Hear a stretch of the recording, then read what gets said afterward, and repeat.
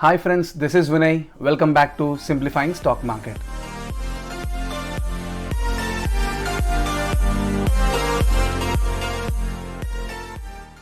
Today in this video, let us learn about leverage ratios, which are also called as debt ratios. Leverage ratios indicate the company's ability to pay off long-term debts. A well-managed company takes debt and makes profit more than the interest paid on debt.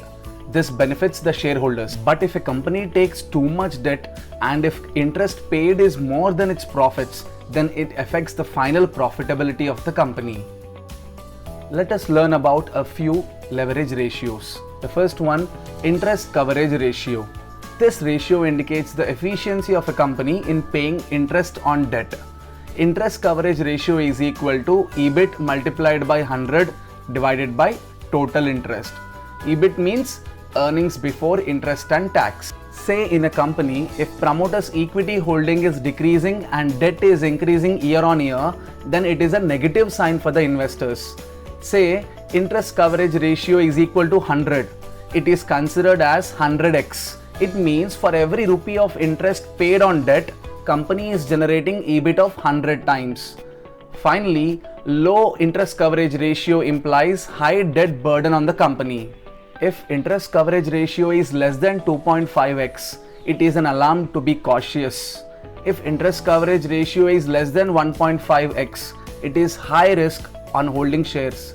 If it is less than 1x, one must think of quitting company's shares.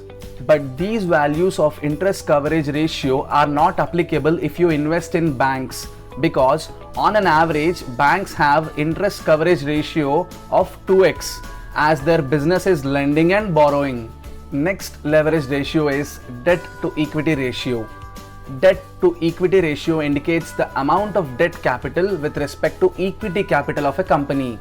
Debt to equity ratio is equal to total debt value multiplied by 100 and divided by total equity value.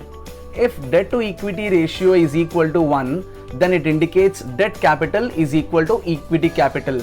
If a company has debt to equity ratio more than 1, then investor needs to be cautious. Therefore, higher debt to equity ratio implies higher risk. Next leverage ratio is debt to asset ratio. This ratio indicates how much of assets of a company are financed through debt capital. Debt to assets ratio is equal to total debt divided by total assets. Let us say if for a company debt to asset ratio is 55.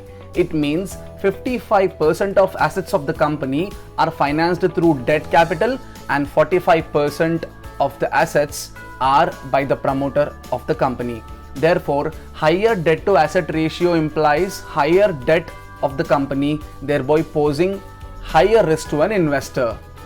And the last leverage ratio is financial leverage ratio. This ratio indicates to what extent assets are financed by promoters' equity. Financial leverage ratios is equal to average total assets divided by average total equity. Higher financial leverage ratio of a company implies higher debt. Therefore, financial leverage ratio of a company should be compared to the peer companies of the sector and it should be analyzed before investing. That's all in this video. In our next video, we shall learn about operating ratios. Thanks for watching. Goodbye.